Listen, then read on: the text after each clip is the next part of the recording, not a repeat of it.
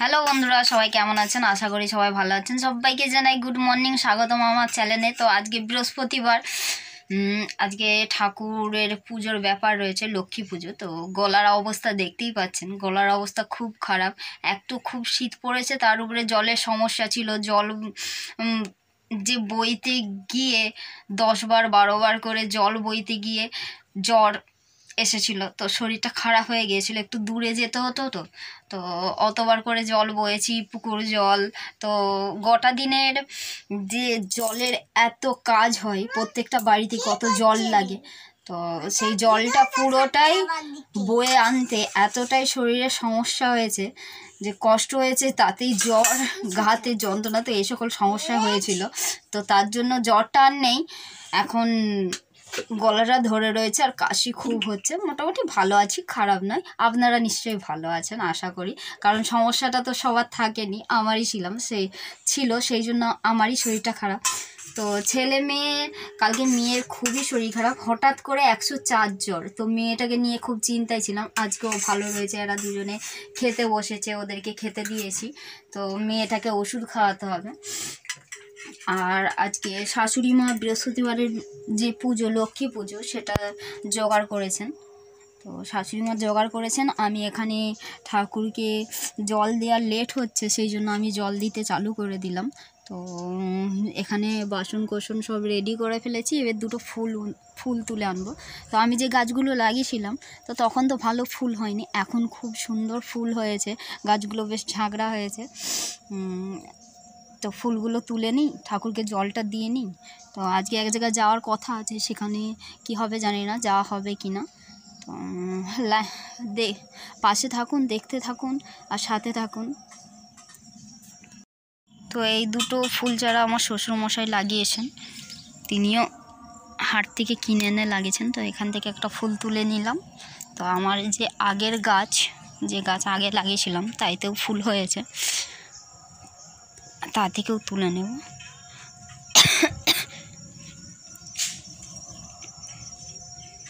গাছগুলো এতদিনে খুব সুন্দর হয়েছে, সার দেওয়া হয়েছে, শ্বশুরমশাই সার দিয়েছিলেন।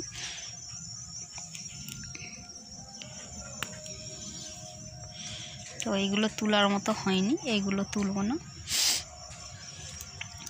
আমার যে রিসেন্ট শাশুড়ি মা যে গাছগুলো লাগিয়েছিল, আপনাদের সঙ্গে শেয়ার করেছিলাম, শাশুড়ি মা গাছ লাগাচ্ছিল, তো সেই ভিডিও আপনাদের সঙ্গে শেয়ার করেছিলাম, সেই গাছটার দেখাই আপনাদেরকে। আর দেখুন এখানে কি সুন্দর শাকসবজি সব লাগানো হয়েছে, গাছগুলো সব বড় হয়েছে। তো এটা কপি, এটা মূলো, এটা পেঁয়াজ, তো নানা রকমের শাক লাগানো হয়েছে, সব হয়েওছে। টমেটো, বেগুন চারা। তো এখানে আপনাদেরকে দেখাই, এই যে গাছগুলো দেখুন, তো এই গাছ চারাগুলো খুব সুন্দর হয়েছে। এটা রক্তগাঁদা, তো কুড়ি অনেক ধরেছে, ফুলগুলো অল্পই হয়েছে। তো এখান থেকে একটা তুলে নিলাম, ফুল তোলা রেডি। এবারে ঠাকুরকে জলটা দিয়ে দিই। তো এখানে তাড়াতাড়ি ঠাকুরকে জলটা দিয়ে দিই, দিয়ে লক্ষ্মী পুজোর কতটা কি জোগাড় এগোলো সেখানে যাব।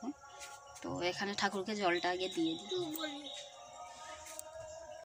তো এখানে দেখুন এখনও ঠাকুর মশাই আসেননি, তো পুজোর জোগাড় করা হয়ে রয়েছে, এখানে জোগাড় করা হয়ে রয়েছে। আর এখানে তোলা হয়েছে ঠাকুর। তো এই যে ঠাকুর পিতলের গামলায় গণেশের মাটির ভাঁড় দিয়ে ঠাকুর তোলা হয়েছে। তো এখনও ঠাকুর মশাই আসেননি, এখানে জোগাড় করা হয়ে থাক, যখন আসবেন কিভাবে এখানে পুজো করে, তো সেটা আপনাদের সঙ্গে শেয়ার করব।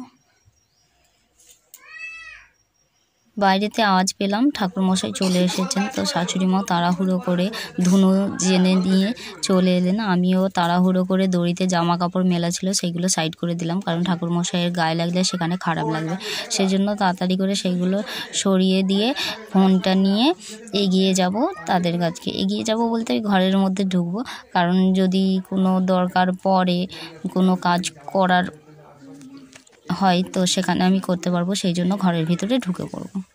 তো শাশুড়ি মা কী কী জোগাড় করেছে সেটাও আমার দেখা হয়নি, কারণ তিনি সবটা দেখছেন, আমি ঘরের কাজগুলো সারছিলাম। তো শাশুড়ি মা সবই ঠাকুরটা নামিয়ে নিয়ে পুজো করতে বসে গেলেন। তো এখানে আমার শাশুড়ি মা ধূপ ধুনো আর প্রদীপ জেলে দিয়েছেন, আর চাল পয়সা তারপরে মুরগি বাতাসা সব যা যা লাগার পুজোতে সব সাজিয়ে দিয়েছেন। এইদিকে ঠাকুরমশাই তিনি তার কাজ চালু করে দিয়েছেন।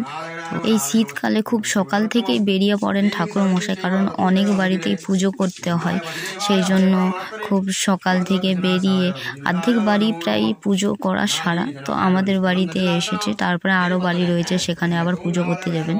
তো এই দাদারও ছেলে পুজো করতে বেরান, তো এনারা দুজনে পুজো করতে বেরিয়েছেন। এ দাদার ছেলে গেছে অন্যদিকে, আর দাদা এসেছে আমাদের এই পাড়াতে। তো এখানে দাদার পুজো আমাদের পুজো প্রায় হয়েই এসেছে, ছেলে মেয়ে বাইরে খেলা করছে, কখন প্রসাদ খাবে। তো পুজো এখনো হলোই না, ওদের প্রসাদ খাওয়ার জন্য ছটফটানি চালু। তো বাচ্চারা তো পুজো টুজো হলে প্রসাদ খাওয়ার বেশি ইচ্ছে ওদের সব সময়। তো ঠাকুর খাওয়ার আগেও ওদের আগে প্রসাদ নেওয়ার ইচ্ছে হয়। তো এখানে পুজো প্রায় শেষের মুখে, ঠাকুরমশাই সব যা নিয়ম কানুন মেনে পুজোটা সম্পূর্ণ করছেন। তো আমি সাইডে দাঁড়িয়েই রয়েছি, ভাবলাম যে যাই হোক কাজ বললে করব। শাশুড়ি মা সব কাজ সেরে রেখেছেন, পুজোর জোগাড় সব কিছু, তো সেই জন্য আমাকে আর এখানে কিছু করতে হলো না। তো ঠাকুরমশাই এই অঘ্রাণ পৌষে প্রতি বৃহস্পতিবারে প্রতিটা বাড়িতে যেহেতু হয়, সব নিয়মকানুন জানে কীভাবে পুজোর জোগাড় করতে হয়, সব কাকিমা জেঠিমা সব জায়েরা। তো আমি তো জানি না, যখন পুজোর জোগাড় করি তখন শাশুড়ি মাকে জিজ্ঞেস করি যে মা কী দেবো, কী দিতে হবে। তো ঠাকুর যখন তোলা হয় তখন কী সব দিতে হয়, কি করি, তারপরে আরও কি আমার জানা নেই। তো সেই জন্য শাশুড়ি মাকে দু একবার জিজ্ঞাসা করলেও মনে থাকে না। তো মনে না থাকতে শাশুড়ি মা যখন করেন তো আমিও তেনার সঙ্গে সাহায্য করি। তো এখানে পুজো করা সারা হয়ে গেলো, এবারে বেরিয়ে পড়লাম যেখানে যাওয়ার কথা ছিল, ছেলে আমি আমার স্বামী। তো বেরিয়ে পড়লাম, চলে এলাম শেষ পর্যন্ত সেই জায়গায়, আমাদের জয়বাগ প্রাথমিক বিদ্যালয়। তো এখানে এসেছি আমার ছেলেটাকে ভর্তি করাতে। তো ছেলেটাকে ভর্তি করাবো এখানে, কারণ সব দিকটা আমার স্বামী সামলে উঠতে পারছে না। আমাদের বাড়ির সংসারের যে খরচ, তারপর আমার যে অসুখ করেছে, মানুষ তো অসুখ না হলে এখন আর চলেই না, প্রত্যেকটা মানুষেরই শরীর খারাপ, আর কোনো মানুষ এখনকার সুস্থ নেই। সেই জন্য বাধ্য হয়েই ছেলেটাকে ভর্তি করে দিলাম, সব আশা আকাঙ্ক্ষা ইচ্ছে সব জলাঞ্জলি দিয়ে। তো এখানেও গাইড পড়াশুনো খুব খারাপ নয়, খুবই ভালো, কারণ প্রাথমিক স্কুল থেকে অনেক অনেক ছাত্রছাত্রী সব শিক্ষিত হয়েছে, চাকরি বাকরি নানা রকম কাজ করে হাত পা ঠিক কাজ করে যাচ্ছে। তো স্যারকে আমার ছেলের জন্ম যে নথিপত্র সেটা দিলাম, তো তিনি হিসাব করে বললেন যে স্কুলে ভর্তি হয়ে যাবে, যদিও আমার ছেলে 5 বছরের বেশি হয়ে গেছে। তো সেই জন্য স্যার বললো ঠিক আছে। তো শিশু ভর্তি হলো, আর বছর 1-এ উঠবে। তো সেই জন্য আর বছর নয়, 7 বছর 1-এ। তো ওকে এখনও মোটামুটি 1-1.5 বছর পড়তে হবে। স্যারের সঙ্গে আরও সব কথা বললাম যেন বাচ্চার দিকে গেটের বাইরে না যায়, কারণ গেটটা এখনো মেন গেটটা রাস্তার দিকে, ওই গেটটা এখনো বসেনি, বাচ্চাটা রাস্তাঘাটে বেরিয়ে পড়ে। সেই জন্য স্যারের সঙ্গে সব কথাবার্তা সেরে নিয়ে ওকে ভর্তি করে দিলাম। কথা বলে আমরা বেরিয়ে পড়লাম ছেলেটাকে নিয়ে। তো ছেলেকে জিজ্ঞাসা করলাম যে ওর স্কুলে ভর্তি হলো কেমন লাগলো। তো ওকে এতদিন বলে এসেছিলাম ওকে স্কুলে ভর্তি করব, মারুতিয়ে যাবে। তো হঠাৎ করে ছেলেটা যাবে না, সেটা ওকে যে কী করে বোঝাই, কারণ ভাগ্যের এমন পরিহাস, মানুষের মানে কখন কীরকম সময় যায় সে তো বলে বোঝানো যায় না, আর সবই ভগবানের লীলা। তো আমরা অনেক দিন থেকে ভেবেছিলাম ছেলেটাকে ইংলিশ মিডিয়ামে দেবো, তো সেটা আর হয়ে উঠলো না। তো ইচ্ছে ছিল ছেলেটাকে ইংলিশ মিডিয়ামে ভর্তি করব, ভাগ্যের এমন পরিহাস আর অর্থেরও সংকট। এখন ছেলেটাকে ইংলিশ মিডিয়ামে ভর্তি করলে যা খরচ, ও যখন উঁচু ক্লাসে উঠবে তখনও আরও খরচ বাড়বে। তো তার সাথে সাথে আর 1 বছর পর মেয়েটাকেও ভর্তি করতে হবে, তখন দুজনের চালানো, তারপরে সংসার, এদিকের ঘরবাড়ির সব দিকটা দেখার খুব সমস্যায় পড়ে যাবে। সেই জন্য আমাদের প্রাথমিক স্কুলেই ভর্তি করে দিয়ে আসলাম ছেলেটাকে। তো ওকে এতদিন বলে এসেছিলাম ও মারুতিয়ে করে স্কুল যাবে, তো আজকে হঠাৎ করে ও বলে উঠলো মা মারুতিয়ে স্কুল যাবো না। তো শুনে কষ্ট লাগলো, 2-4 দিন গেলেই ঠিক হয়ে যাবে। তো ভর্তি করে দিয়ে চলে এলাম, কালকে কাগজপত্র জমা দিতে যেতে হবে। তো কালকেই বলবো আমার স্বামীকে যে কাগজগুলো জমা দিয়ে আসতে।